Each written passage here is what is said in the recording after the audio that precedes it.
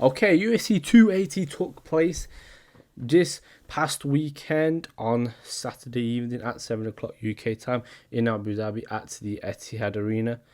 And yeah, the most anticipated card of the year, one of the most highly sort of promoted as well. They didn't skimp the UFC, they really built this card up. And yeah, I'd say if delivered, to be honest. It was never going to be, you look at the stylistic matchups, they're never going to be all out wars. The Yan O'Malley fight was all out war, but I didn't expect. But the rest were pretty much stylistic. Stylistically, they don't really match up that well.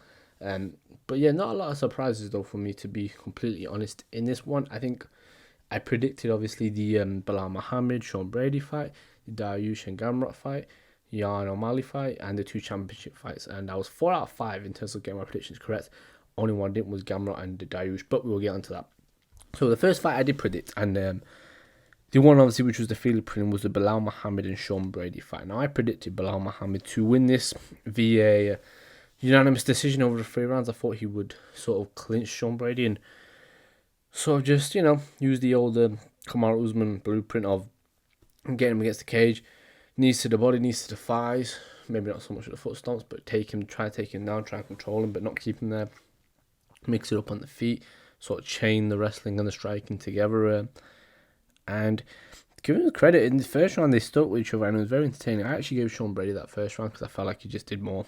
I think he did his punches were just a bit sharp and they had more of a snap on them, whereas Bilal's didn't.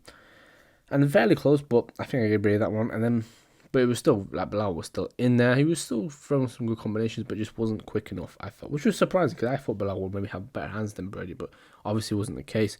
Then getting into the second round, I don't know what possessed Bilal here, but it was pretty much what the first round was, and then out of nowhere he turned into this unbelievable boxer and somehow got the TKO when everybody said he was boring.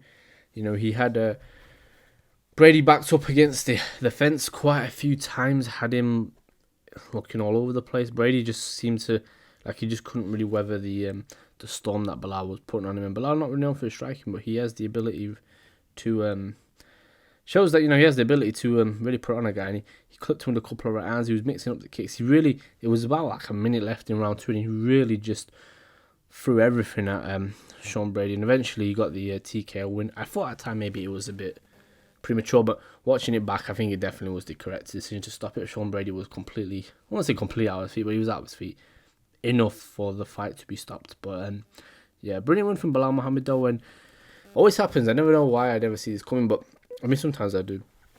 But whenever a fight is called boring, it tends to be that the next fight they end up knocking someone out or putting some dominant display or showing up. I remember with Kamaru Usman, it was the case where everybody called him boring after the Masvidal fight. He went out there, TKO Burns, and then KO'd Masvidal cold in the second fight, in the second round. If we go to boxing, Shakur Stevenson was called boring, and then he went out there and put an absolute beatdown, and I have somehow that has escaped me who he actually beat, and it's a very, very big who did Shakur Stevenson beat? Where it was very, very impressive. It's starting to it's there. It was I remember now. It was Jamal Herring, where the referee ended up stopping it at the 10th round, but he put on an absolutely wonderful display. Stevenson, after being called boring, tends to happen a lot. It's not really something I think stylistically. It's just sometimes the way it goes. Fighters can sometimes get over criticised. It wouldn't be surprised me if Adesanya goes out and knocks Pereira out in the that's another one actually. Adesanya, remember when he fought Romero, everybody said he's boring. He goes out and knocks Costa out in the second round. It won't surprise me if he does it again. So it's one of them things in fights. But yeah, very, very. I shouldn't be surprised, but I still was. Brilliant performance from Bilal. I didn't predict that he would get the stoppage. I thought it'd be just a 3-round decision, but he could. First loss for Sean Brady, but wouldn't be disheartened. I think he put on a. Should that he has hard, but again, there's levels, and I think Bilal's just a bit above him at the moment. And for Bilal, he's not really in the title picture at the moment. I still think he needs that one big fight. You got the likes of, obviously Edwards the champ, but then you got him and Usman. You got Covington, Chimaev apparently about to fight. If Chimaev wins, he's definitely getting that title shot. So it's a shame for him because he doesn't really move, but I think he's slowly but surely getting close to the title. But I think he needs a big fight to really cement it, and I think Masvidal and Burns are fighting, so again he can't fight those.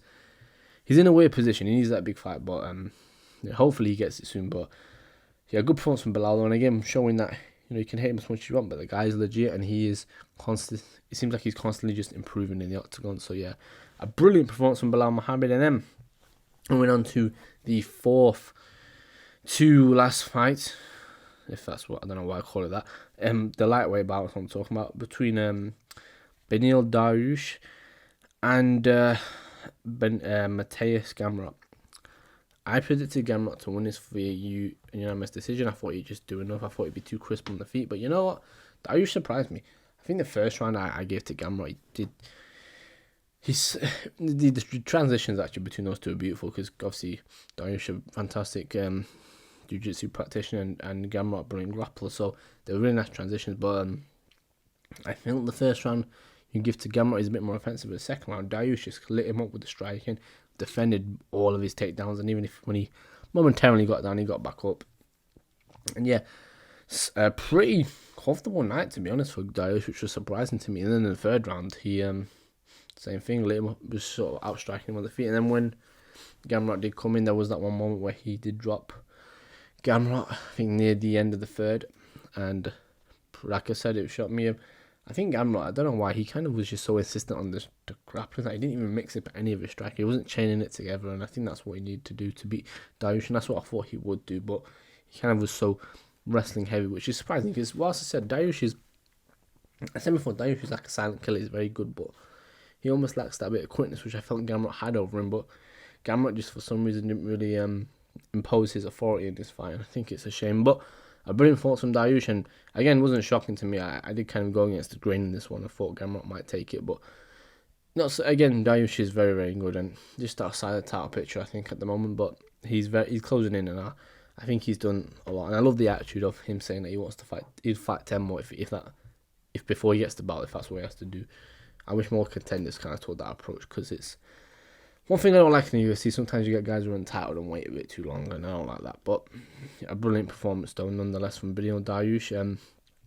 Again, good on the feet and grappling, couldn't really get taken down. I think what Dariush was doing really well was mixing it up. He would go for...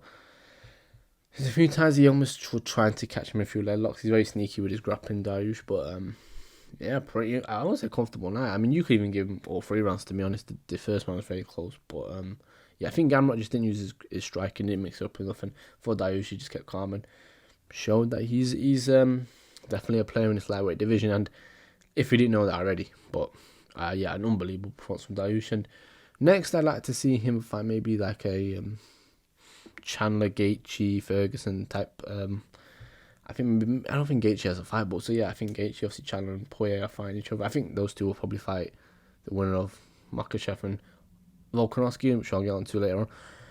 But yeah, brilliant performance though. And then we move on to the bantamweight bout between Piotr Yan and Sean O'Malley. Sean O'Malley getting a decision win over Piotr Yan. Very, very close decision win, I might add. I did predict O'Malley to win the fight. I thought he would shock Yan. I think his range and his length would be too much for Yan to handle, but I mean, it was to an extent. I did not expect this fight to be as much of a war as it was. I would love to see these two fight again if it was a 5-round fight. I think Yan, he did underestimate O'Malley a little bit, but I also felt like stylistically, I thought before, like O'Malley's very long, he's very sneaky, and he's a lot better than what people get confused by the hair and all that kind of stuff. O'Malley's very, very good. He's so sneaky. His movement, his footwork was so good, and yeah, first round I think I gave it to... Who did I give the first round to? I think I gave the first round to O'Malley, if I'm remembering correctly. But I was very mixed because Yan did get the takedown, which is what made me a bit conflicted. But yeah, I look back at it, I did give it to O'Malley. Second round I gave it to Yan comfortably. Yan was doing a brilliant job with the takedowns, and there was a moment where O'Malley stunned him, and Yan just came straight back and hurt O'Malley with overhand right, and a wonderful fight though. And second round, Yan, like I said, he was doing brilliant with the grappling, and then O'Malley did hurt Yan in the third round again and actually cut him, which I'd have to go back. I cannot remember the last time Piotr Yan was cut, if ever he has been cut in the UFC, and it so shows you. Sandhagen couldn't do that. Sterling couldn't do that to him. Aldo couldn't do that. Like, it shows O'Malley has serious power away, and he did wobble Yan, and I've never seen Yan. I've seen Yan knocked down, but never wobbled. like that. You know, you can get flash knockdowns, but then getting wobbled is a whole different thing. And it shocked me how much O'Malley was able to get through, especially with those little stepping straight rights. He's very good at it. His distance is a problem for everybody because of just how precise he is with his striking. He's so fun to watch, O'Malley, and got the win. However, this fight was close, and I think this depends how you scored the second round. Not second round, what about second round was Jan. The first round is, I think, how you depend. Because I think, look, some may disagree. I think the third one was, I'm pretty clear, it was an O'Malley round. Maybe you can debate it, but I just don't see. I think O'Malley landed the cleanest shots. He cut Jan, he landed a head kick on him. He landed the biggest shots were O'Malley's. Jan didn't really land anything significant. And like I said, the second round, he just did really good with the grappling. Jan was mixing up really well. And the third round, and I think this was the first round. This is where it depends because it was not clear either way. By just watching it back, at the time I edged it to Young because of the takedown, but the more I watch it, O'Malley did, I don't know if he outstruck him on the feet, but he felt like he was just landing the cleaner shots, and again, the straight shots are really good from O'Malley. He's so good at sliding in and out of range, and yeah, a close one though, but O'Malley, like I said, I thought he would surprise people, and I think you can see that he belongs at this level with the likes of Piotr Jan. Next, I would like to see him fight for the belt. As I said, I think he deserves it, but I wouldn't be mad at a rematch because a lot of people feel like this was a robbery. But like I said, that word gets thrown around all the time in combat sports. And like I said in the Baumgardner and Calamea video that I did, it's a close fight. It's not a robbery. It wasn't a robbery. It was a very close fight. Could have gone either way. That's all it was. But an excellent fight though, an absolute war. Two warriors.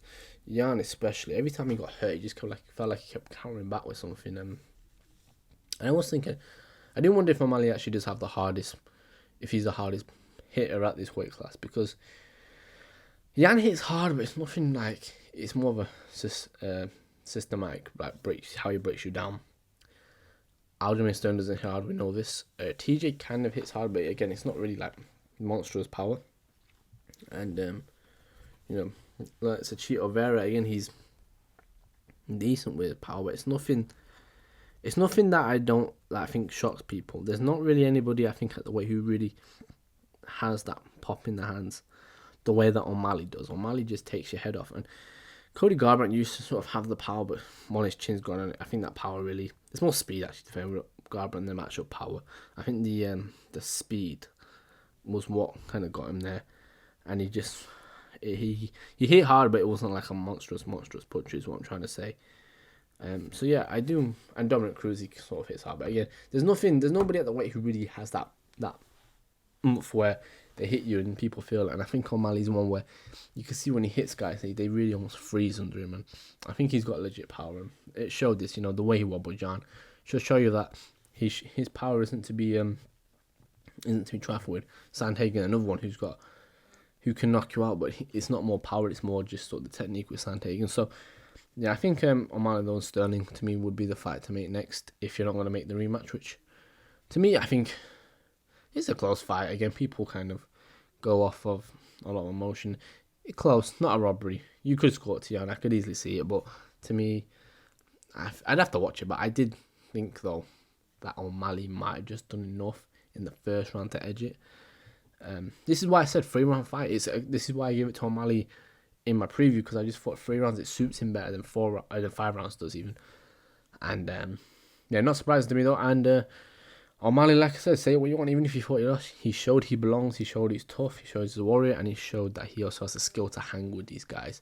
And that has always been the question. He has never fought really that many ranked guys, but now you see he fought probably over than Sterling, which even then with Sterling around, some people still feel like he's the best Jan.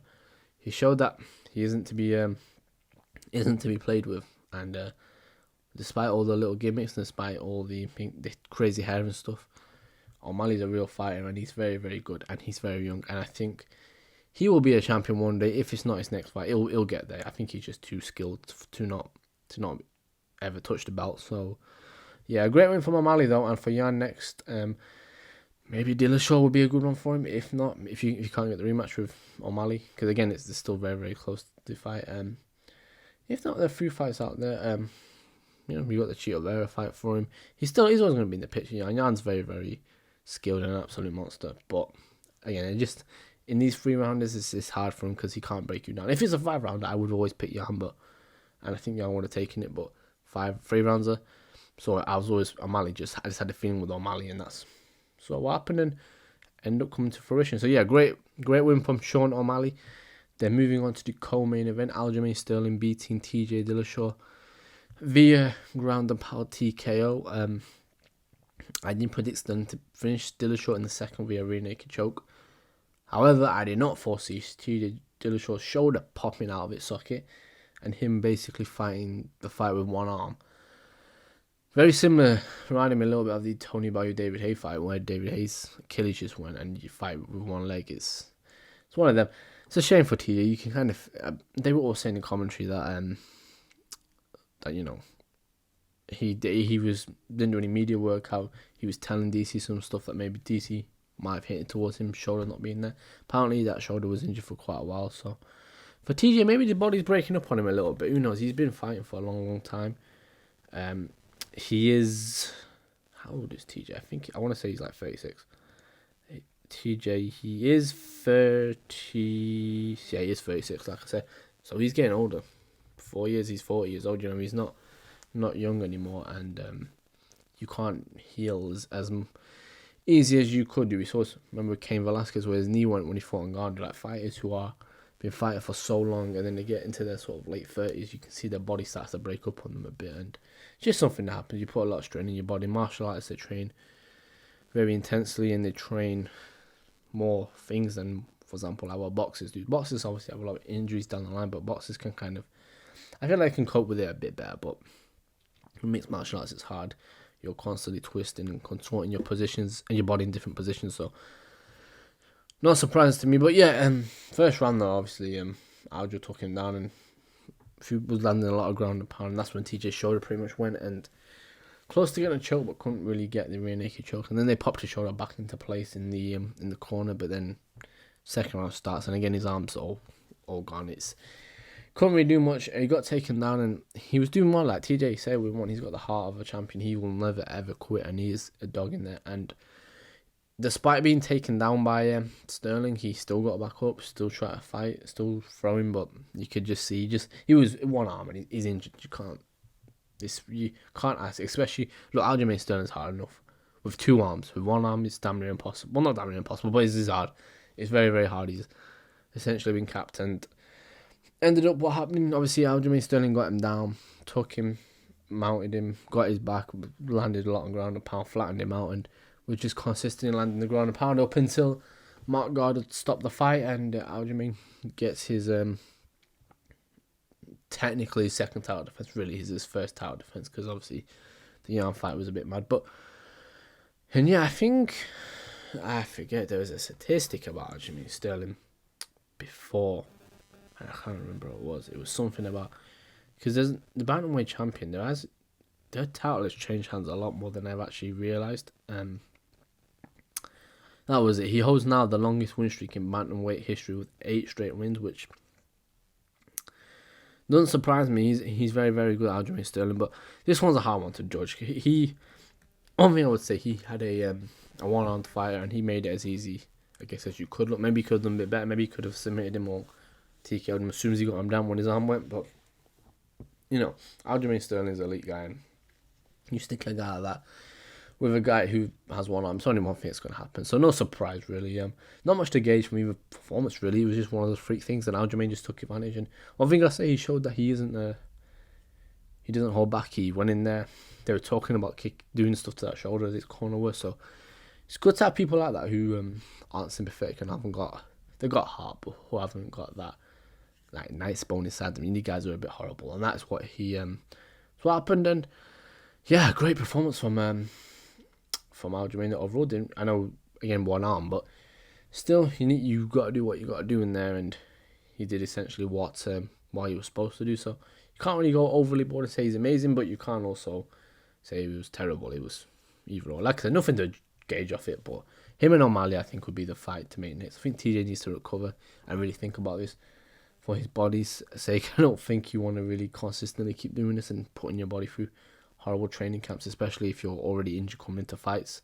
Because it ain't fair really on Aljamain Sterling or himself, TJ, because you want to be at your best when you're fighting the champ, and Aljamain wants to fight the best TJ, and he didn't get to do that, so yeah. But who knows, if he can just be smart about it and just know his body, I'd love to see him come back, and like I said, fight at PLU, I think would be a great fight. If not, why not? I know it doesn't happen at MMA, just take a few warm-up fights against a couple of guys who aren't that great. His first fight back after so long was Corey Sandhagen. I mean, that was a tough one, and now fighting Aljamain Sterling, it's a horrible business when you're a former champion. But I don't see the issue with trying to take a few warm-up just to sort of get back into the groove of it a little bit. But yeah, a shame how that fight ended, but it's martial arts, a lot of injuries do happen, and yeah, again, I figured Aljamain's, I think, wrestling was very, very good though in the fight. I was able to take TJ down. Obviously TJ couldn't defend with the one arm, but yeah, like I said, there's not much to really cover in this fight. It went pretty much how it would go if a guy had one arm and you're fighting a champion who has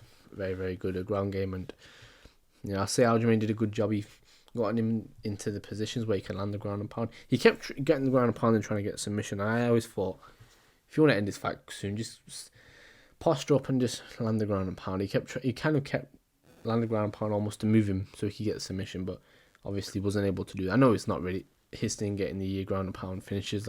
He's not a Khabib. Obviously Aljamain Sterling, he's more of a submission Serra-Longo BJJ guy, but yeah, like I said, routine for Sterling, and I think him and O'Malley would be an interesting fight up next. I think if O'Malley, he'd struggle against Jan's grappling, I don't know what would happen against Aljamain, because Aljamain's also very, very big for the weight class, so do wonder what happens in that one there. Then getting into the main event, Islam Makhachev submitting Charles Oliveira in round 2 via arm triangle to become the new lightweight champion. And I won't brag, I didn't think this fight would be as one-sided as it. Alright, I'm telling a lie, I did, but I felt like Oliveira may have his moments on the feet. Maybe he might get a guillotine for like a split second. Oliveira didn't have anything, and there is, and I predict, right, so for the record, I did predict Islam to win via rear naked choke in round 3, and I figured he would submit Oliveira, because as good as Oliveira is, there's a pressure that Islam and a lot of Dagestani fighters have where people just sort of fold under them.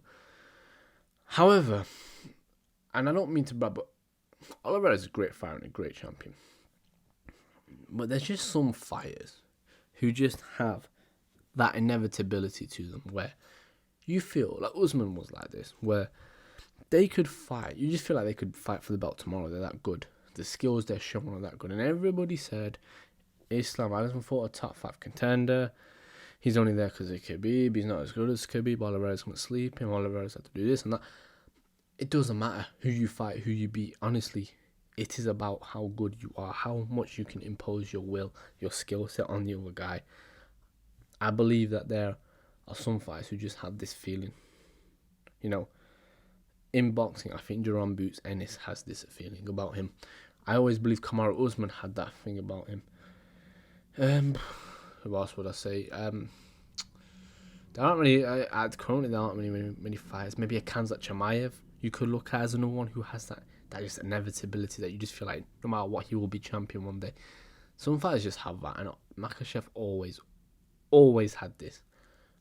I always thought he'd be champion, and when I listen to a lot of the breakdown, Dan Hardy, and listening to a lot of fighters, they all picking Oliveira, and I think it's because of the recent wave. But again, you just got to look at the skill set of what Makhachev has, the pressure he has. He had all of Khabib in his corner, who obviously is an unbelievable fighter, but a very, very intelligent person in the sport of mixed martial arts. And yeah, it just wasn't surprising to me, to be honest, what happened in this fight. I did think Oliveira would be a bit better. I thought he'd have his moments. In the first round, obviously, Oliveira actually almost, not pulled card, but almost accepted that he was going to go down. Makhachev had moments he sort of lands some ground and pound, but nothing big. And Makhachev also did land a few shots on the feet. And Makhachev's striking has always been quite underrated, I thought. Especially coming into this one, people thought he would just be not even close. Like, Makhachev is a better striker than Khabib. He's a lot more solid, and fundamentally he's a lot more... he's just got more fundamentals than Khabib has on the feet. Some of the kicks, the punches, the way he throws shots. It's not sloppy. He made one mistake longer in his career, but now his striking is very smooth and rarely he ever gets tagged badly or wobbled ever on the feet, ever, to be honest. But I thought Oliveira maybe might land like a straight right, and when Makhachev maybe will go for a takedown out of getting hit or just something like that, but it never happened at all. I thought maybe Oliveira made this a lot closer than it was, but like I said, it doesn't shock me. Makhachev is that good. These Dagestani fighters are just a different breed, and was not shocking to me what happened in this fight. And yeah, Makhachev, the new champ, Destiny. Abdulmalak Nurmagomedov said this many years ago, God rest his soul, that Khabib would retire undefeated. He wanted to go 30 but unfortunately he passed before that could happen. And then Makhachev would come and take the belt, and that would be his legacy. And legacy intact. There's nothing dodgy about this fight. No weird scales, no weird decisions. It was, and I mean this with all respect, because Oliveira is an absolute beast and an unbelievable fight. Was a pretty comfortable night for Islam, to be honest with you. Just like his last few fights, he has a way of making just people look like just inferior to him. But yeah, brilliant fight. But Oliveira will be back, no doubt. I'd love to see. Obviously, I think the next fight Islam is going to be Volkanovski. I think it should be. There's nobody else really emerging at the moment. Dariush is there, but I think Dariush needs that one big win. When we would have been Islam. Obviously, they were supposed to fight originally, but obviously Dariush pulled out. I think it was, I can't remember what injury he had, but it would be he was injured for the fight. And yeah, I think Makhachev and Volkanovski, an interesting fight. I think stylistically Volkanovski and Oliveira would have been more interesting fight, because I think this will go one way. I think Makhachev will be way too big for Volkanovski. I just think he might even submit him in the first round. I think he's just that much bigger, that much stronger than him. And I love Volkanovski. I think he's brilliant. He's definitely the pound for pound king at the moment. But I think this is going to be a rough one for him. But open to it though. It's great to see two champions facing off, and I'd love for Volkanovski to maybe move up permanently, because I think I'd be interested to see how he does against some of the likes of Poirier and Gaethje and Oliveira himself and Marco Chandler. Just some of these other guys in the division. But yeah, real interesting one. After that, I mean, maybe Dariush is there. Maybe you give Chandler to Oliveira. To Makhachev. This division's always intriguing, the lightweight division. It's almost become the money division since McGregor won the belt, and I think there's an intrigue around the division that isn't really there for a lot of divisions. It's almost like the big one, like a little bit like welterweight in boxing. But yeah, I thought Oliveira next, though. There's a few, maybe a Dariush actually could be a good fight next for Oliveira. I think it'd be a good contender to come back against. Oliveira seemed very annoyed and devastated that he lost the fight. It wasn't as if Oliveira even quit in there or like gave up on himself. Some fighters, they kind of just look like relieved to lose. Oliveira looked pumped all week. I think he really thought he was going to win this fight, and I think he really was motivated. I don't think it's anything mental. I just think he was just overwhelmed by Islam. But if Oliveira continues, though, I could definitely see them having a rematch. But at the moment, Makhachev is the king, and like I said before, it's destiny fulfilled.